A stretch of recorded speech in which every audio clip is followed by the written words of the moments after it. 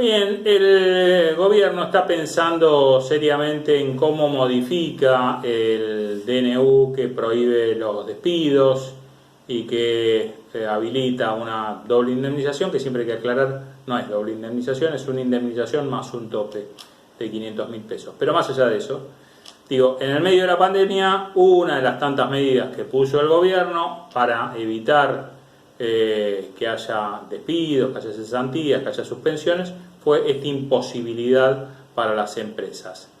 Desde el sector empresarial, obviamente lo que pretenden es que este DNU se quede sin efecto y que se vuelva a la legislación, entre comillas, normal. Desde CGT ya anunciaron que piden que por lo menos este DNU continúe un poco más, y creo que está directamente relacionado a lo que estamos viendo en cuanto a avance de una nueva variante del COVID. La verdad que es difícil presentar una realidad sobre la situación laboral que ha mejorado notoriamente. Ahora, es cierto que si esto se complica, que si los casos de muertes y de, sobre todo, que están directamente ligados a una cobertura de una ocupación de camas de terapia intensiva, va a generar que el gobierno tome alguna decisión en primer medida con los espectáculos, con las salidas. No sé cuánta espalda puede tener el gobierno para hacer eso, pero me parece que lo que mira CGT, lo que advierte CGT es justamente esto: no apurarse a darle de baja a un DNU para después tener que volver a aplicarlo. Se van a dar en estos días algunas discusiones sobre este tema. Insistimos, el DNU vence a fin de año.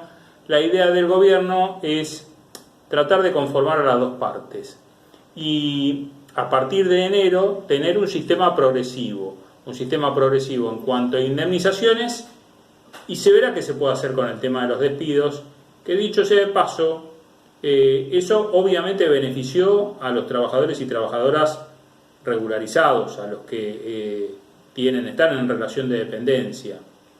Como siempre decimos, la cuestión es ese universo de trabajadoras y trabajadores que hoy están fuera del sistema y ver cómo los incorporamos.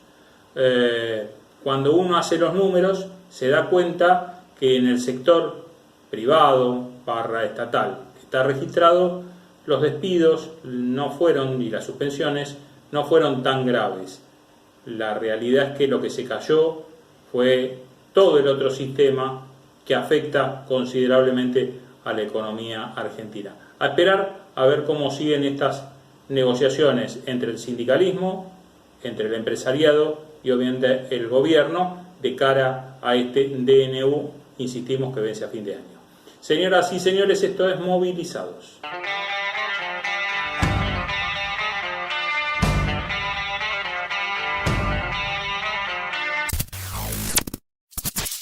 Sindicato de Obreros de Maestranza de la República Argentina. 75 años de sólida representatividad para el trabajador de Maestranza. Compañero Oscar Guillermo Rojas, secretario general.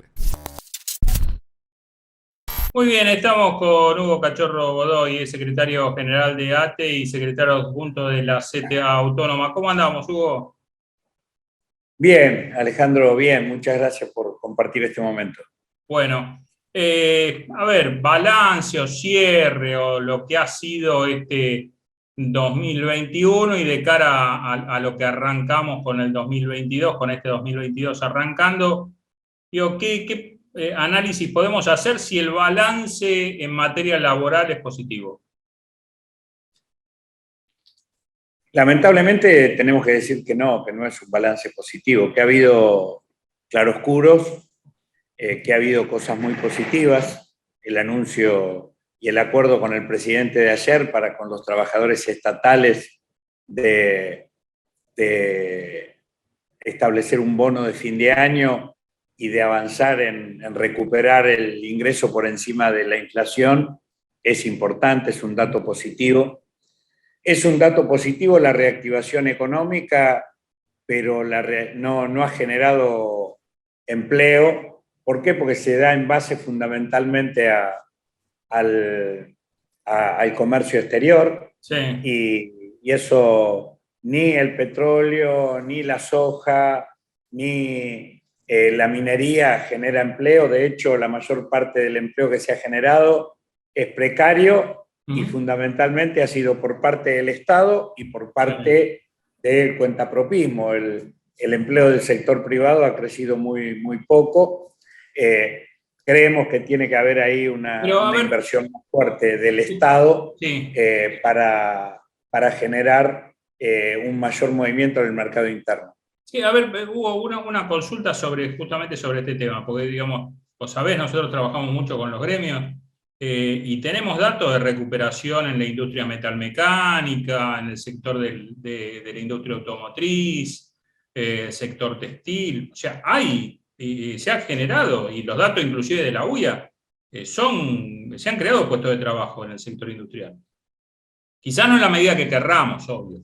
Bueno, no, ni en la medida que necesitamos, ni en la magnitud de las tasas de ganancias que los grandes grupos económicos tienen. Eso es otro tema. Acá, bueno, pero es parte. Nosotros tenemos 2 millones de desocupados y hay 8 millones de trabajadores precarios. Sí.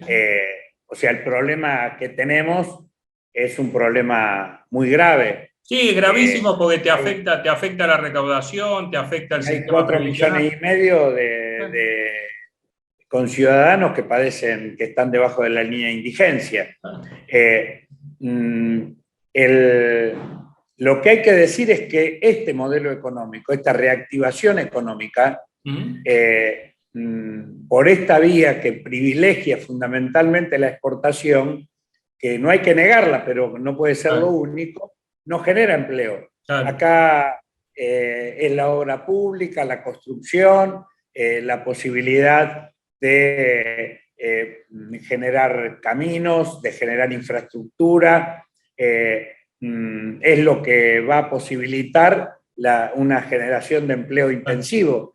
Y esto no está. Y tampoco está una fuerte reactivación de la capacidad de consumo, por ejemplo, a través de un salario universal para terminar con el hambre, porque eso permitiría un crecimiento del consumo y por lo tanto una reactivación económica de todo aquello que tiene que ver con necesidades primarias de nuestro pueblo, alimentación, vestido. Y el tercer aspecto es que lo que se genera de recursos en el mercado interno se lo termina absorbiendo la aspiradora de las grandes transnacionales que trasladan los precios de los commodities internacionales al mercado interno. Entonces, pesito que gasta se lo absorbe, no en mejores condiciones de vida del pobre, sino en aumento de la tasa de ganancia de los ricos.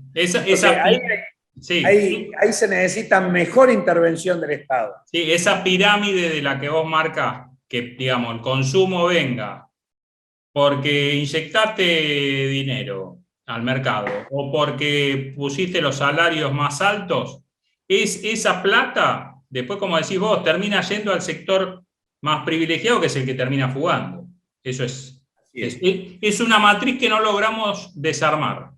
Si no se modifica esa matriz, no tenemos salida, y a eso requiere capacidad de intervención del Estado. ¿Cómo puede ser que nosotros producimos en pesos y los precios se ponen en dólares?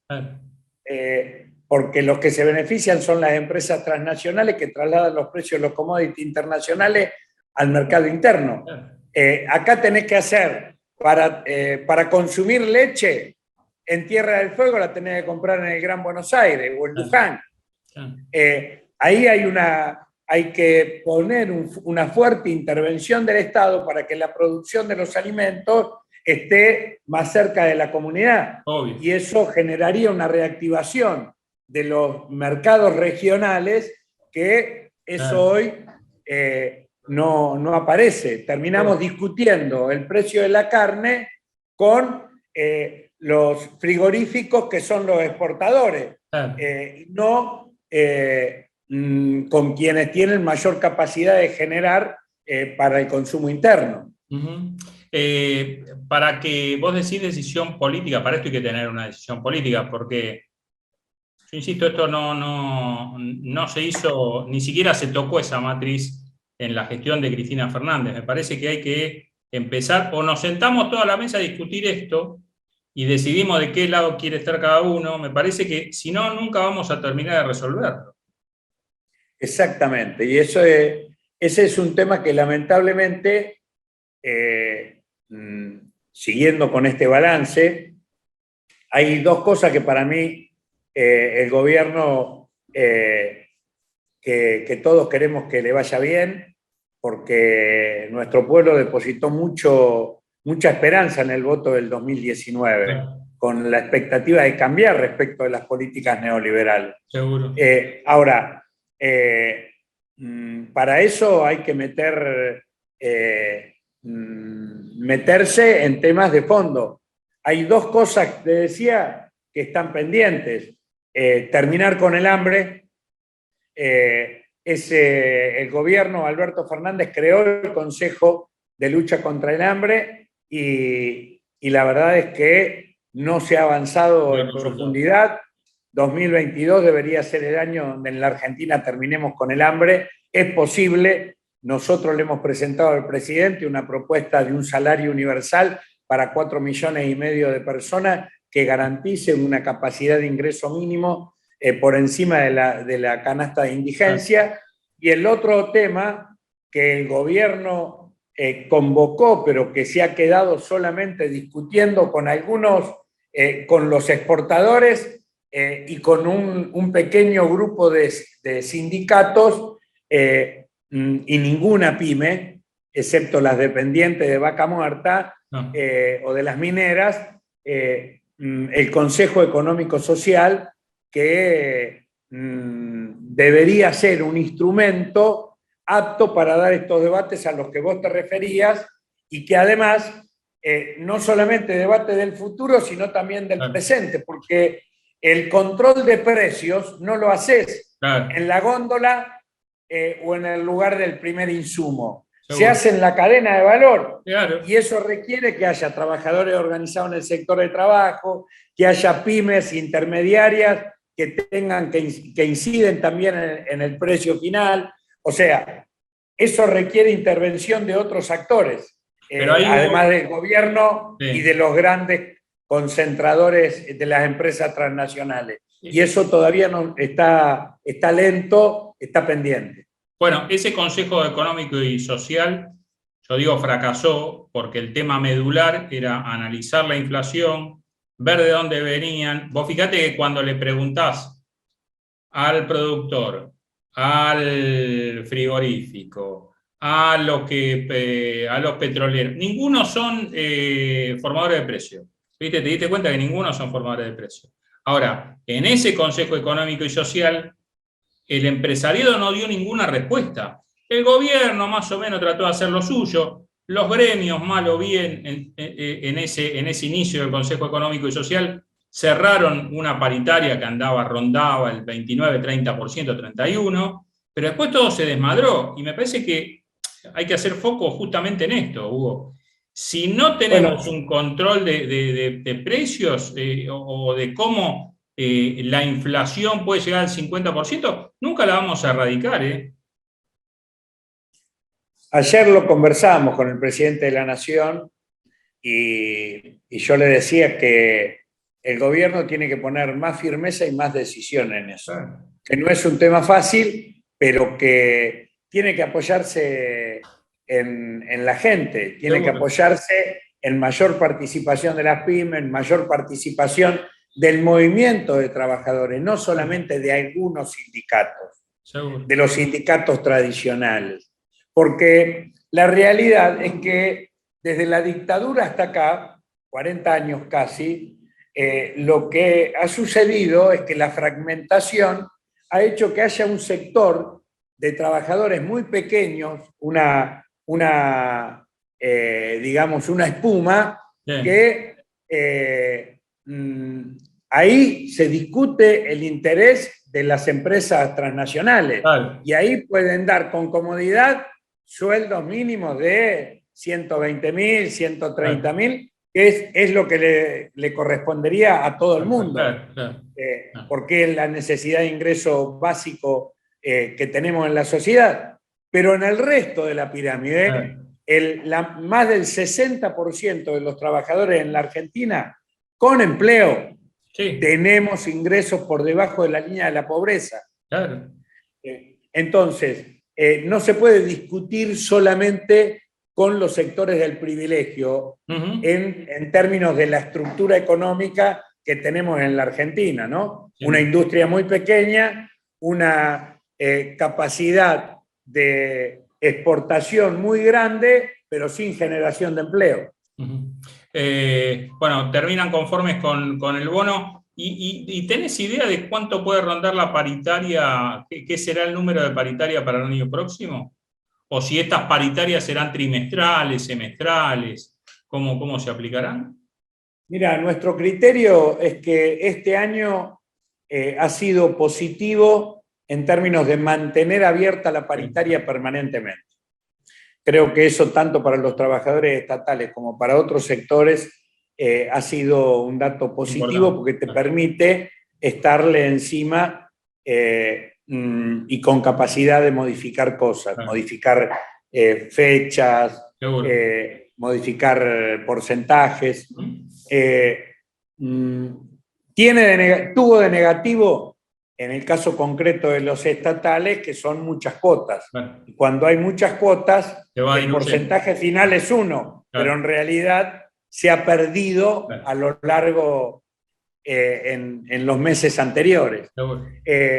Entonces, lo que le propusimos, lo que empezamos a discutir, nosotros en los estatales en enero revisamos de cara a la discusión enero-mayo, para completar la paritaria 21-22, y ahí ya vamos a tener que tener en cuenta la perspectiva inflacionaria del 2022. Y bueno, y nosotros creemos de que el año que viene no queremos volver a perder, queremos seguir recuperando. Fueron 5 años los 4 del macrismo y 1 de este gobierno que perdimos mucho.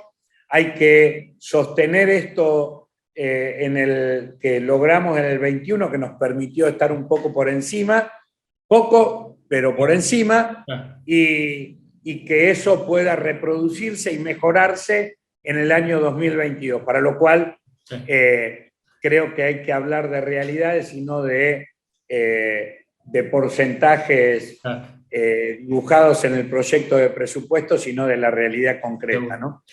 Hugo, como siempre te agradecemos la charla con Movilizados. Te mandamos un abrazo enorme. Muchísimas gracias a vos, a tu equipo, Alejandro, y un saludo a toda la audiencia. Gracias. Buen fin de año para todos.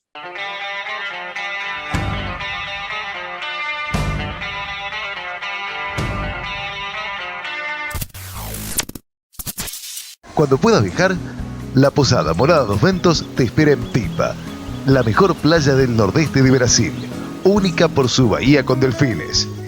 12 exclusivos departamentos estilo bungalows totalmente equipados sobre una pequeña colina con suave brisa constante en un predio de 5.000 metros cuadrados. Antes o después de la playa, descansa escuchando el canto de las aves en nuestras 3 piscinas circulares. www.moradadosventos.com. Morada Dos Ventos, Pipa. El primer lugar cuando puedas viajar. Bien, estamos con Jorge Frías, secretario general del Sindicato de Capitanes de Pesca. Jorge, ¿cómo andamos? Bien, muy bien, Alejandro, buenas tardes. Bueno, hacemos un balancito porque la idea de estos programas de Movilizados es hacer un balance del año. Un año donde particularmente lo que veo es que hay recuperación. Quizás no sea el caso de ustedes, que trabajaron todo el año y hay un tema que lo hemos tocado que tiene que ver con la exportación de la materia.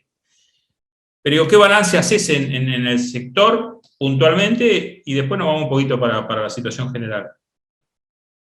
Bueno, afortunadamente sí, como lo reseñás vos, esta actividad ha sido declarada como esencial desde el minuto cero de todo esto esta pandemia que nos atraviesa, y más allá de muchísimas dificultades que nos ha demandado protocolos y nos ha demandado también confrontaciones entre todos los actores, porque son muchos, uno puede sintetizarlo en un buque que se va de un puerto y regresa, gracias a Dios, pero no, hay infinidad de actores en el pertrechado de un buque y en la puesta en marcha para acondicionarlo y que pueda realizar, cumplir su objetivo.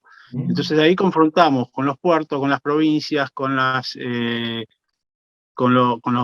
municipios, con las distintos puertos, porque sabés que tenemos la representación en todo el país, entonces en cada provincia, esto es Chubut, Santa Cruz, Río Negro, provincia de Buenos Aires, cada uno tiene su dinámica, cada puerto tiene su dinámica, cada prefectura también, si bien se rigen por normas centrales, pero también cada prefectura local tiene su libertad de establecer alguna norma, así que todo eso fue muy engorroso, nos ha llevado hasta confrontar entre los propios gremios que teníamos diferencias en cuanto a los protocolos, porque claro, el capitán de pesca está regulado por leyes, la ley de la navegación, la 20.094, es una ley que nos faculta y nos da obligaciones, nos da derechos, pero también obligaciones y muchas. Entonces, cuando se articularon los protocolos, el concepto de los gremios hermanos a veces avasallaban estas obligaciones, entonces generaba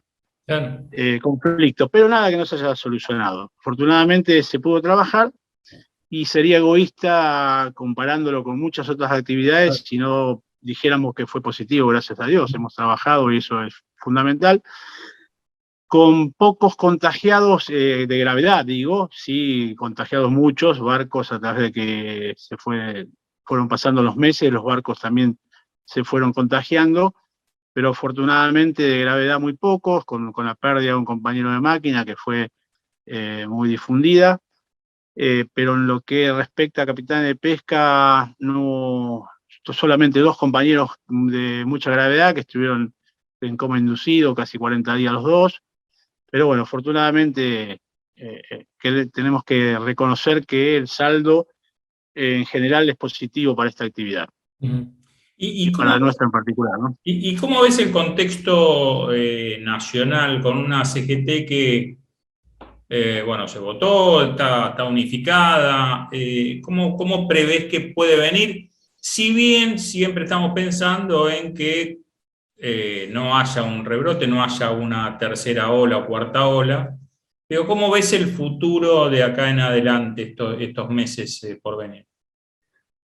Bueno, vos sabés que avisorar un futuro en Argentina no es una tarea fácil, hay que tener, la verdad que más de una bola de cristal, y no sé si así acertamos de todas maneras. Lo que sí te puedo decir, mi apreciación personal, yo todavía puedo estar, si bien ya estoy en los dirigentes que debemos tener que empezar a pensar en cómo vamos generando espacios para las nuevas dirigencias, todavía soy joven, con lo cual no coincido, lo dije antes, lo diré durante y lo seguiré diciendo, no coincido con un gobierno compartido, quizás por mi propia naturaleza, capitán hay uno solo, y esto de compartir el gobierno... el tema del triunvirato, ¿no? Que Claro. para muchos no es lo ideal, obvio. No, por supuesto, si bien teníamos un enfoque que era la unidad para apoyar a un gobierno que está en transición, en tránsito, perdón, no en transición, sí, también podríamos decir en transición, porque es decir lo que dije antes, ¿no? La Argentina es difícil poder establecer un futuro, entonces vive en permanente transición, y teníamos la necesidad de apoyar un gobierno que está a mitad de camino, por así decirlo. Entonces, es como inentendible para mí, esto es a título personal, que siempre se obstruya la gestión a mitad de camino. Y esto de que nos mantengan en permanente eventos electorales que no permiten la conducción, que crean la fantasía de que si le damos más poder a uno y se lo sacamos a la otro, nos va a terminar beneficiando.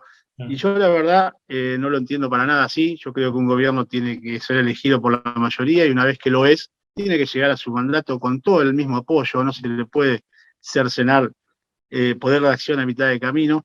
por dos cosas, debo decirle, si no sería un poco hipócrita, si querés.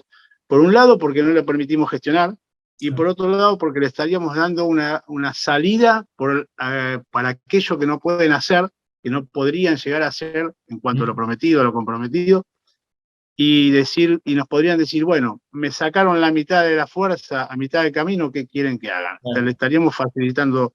O sea, en la concepción mía, digo, Alejandro, el sector trabajador debemos estar unificados, más allá de que nos complazca o no la forma, pero sin lugar a duda tenemos que estar unidos, apuntalar a este gobierno, tenemos que llegar al final del mandato, sin perjuicio ni abrir juicios sobre otro tipo de gobierno. No quiero entrar en eso porque se nos iría No, está bien, el pero programa, a como se ver, dice. en el La medio, línea es esa.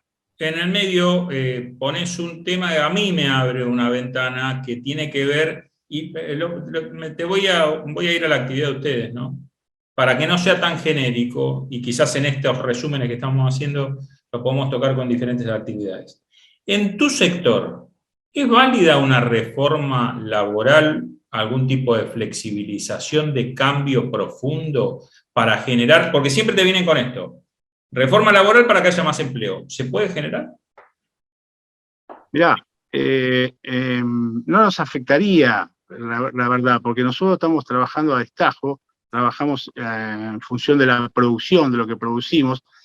No las afectaría en función como la podemos prever, qué es lo que quieren tocar o cambiar con este ruido de la modificación. Digo, teniendo más o menos claro cuáles son esos conceptos, incluirlos en nuestra actividad, en nuestros convenios, no tiene no sentido. veo que nos afecte. Claro. Lo que sí hay que pensar es que si un gobierno, el que fuere, está considerando el éxito de una gestión en modificar al impacto laboral como un factor determinante, ya estamos mal, ya es una... Claro.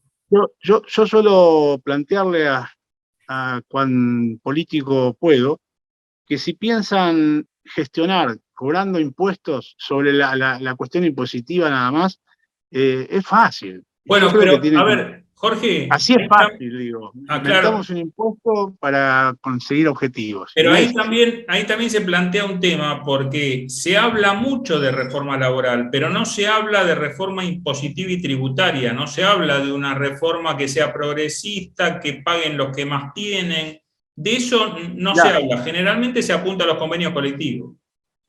fíjate vos que yo, bueno, fui partícipe en diputados sobre el tratamiento del impuesto a las ganancias, el impuesto al trabajo, como se denomina en nuestro sector, en nuestro ambiente, y ese es un eje central para nosotros, porque el impuesto a la ganancia en nuestra actividad lo que genera es evasión fiscal, Claro. tanto del sector empresario y obviamente del trabajador, que de alguna manera se ve cómplice de esta evasión fiscal por una cuestión de conveniencia. Digo, los políticos tienen que entender esto. Si el objeto del impuesto es recaudar, no lo estarían logrando, porque Claro. lo que están logrando es más pagos en negros, mayor evasión fiscal. Te dije que los convenios nuestros son de alto, creo, sin temor a equivocarme, que somos la actividad que más impuestos pagamos, porque obviamente por realizar una actividad de las más riesgosas en el mundo, con la productividad que se genera, que quizás esto no es muy conocido, pero lo es.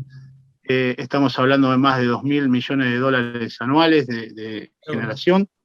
Y el objeto de cobrar un impuesto sobre esta actividad genera, repito, la evasión fiscal, el pago en negro, una conveniencia para las empresas, que es la más beneficiaria al pagar el negro, y obviamente una conveniencia para el trabajador, que por un lado quiere mitigar ese impuesto, y por otro lado no se va a poner en contra de las condiciones que establece la empresa. La empresa paga de determinada manera. Ahora, cada vez está más difícil esto de pagar en negro, a pesar de todo, pero sigue existiendo. Entonces, se debiera entender definitivamente que nosotros estamos presentando un proyecto en lo inmediato, nos estaríamos reuniendo si esto es posible, con el diputado Massa, justamente para canalizarlo por él, con un proyecto particular hacia nuestra actividad en función de no pagar impuestos. Queremos pagar impuestos, pero queremos algo más ecuánime en función de lo que nos cuesta a nosotros producir y pagar este impuesto en relación con el resto de todas las actividades. Estamos hablando de una diferencia importante. Esperemos que podamos avanzar. Se han demostrado que se han podido modificar. Cuando se quieren modificar cosas, se modifican. Siempre nos han respondido al respecto del impuesto a la ganancia, que hay que modificar la ley tributaria, que es engorroso, que esto, que el otro. Pero cuando quieren modificar algo, lo hacen. Nosotros decimos que vamos a acercar un proyecto significativo y que entendemos fundado, esperemos que pueda canalizarse. No para no pagar, repito, pero sí para establecer unos parámetros más acordes, que en definitiva, insisto, Alejandro, que le sirva al gobierno, porque crear impuestos para generar evasión, en definitiva, terminan recaudando menos. Recaudan menos. Seguro. Jorge, como siempre, te agradecemos el contacto, te mandamos un abrazo enorme. Nos estaremos hablando, pero igualmente para el aire decimos felicidades, que venga lo mejor en 2022. Te mandamos un abrazo enorme. Gracias, Alejandro. Felicidades para todos.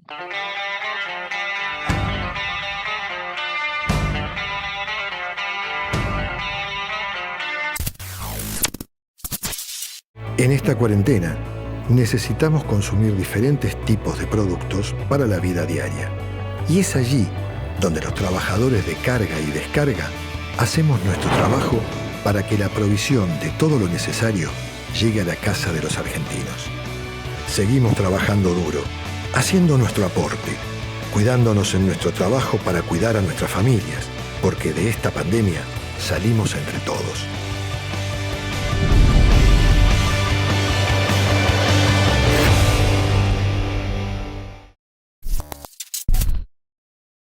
Bien, muchas gracias por acompañarnos. Nos pueden seguir en www.conciliacionobligatoria.com. Información gremial actualizada todos los días, los reportajes de La Primera Piedra y las entrevistas, los programas de movilizados. Particularmente pueden escuchar de lunes a viernes en los distintos programas de Radio del Plata y los domingos en Mañana de Domingo por Radio del Plata AM 1030. Otra vez, muchas gracias por acompañarnos.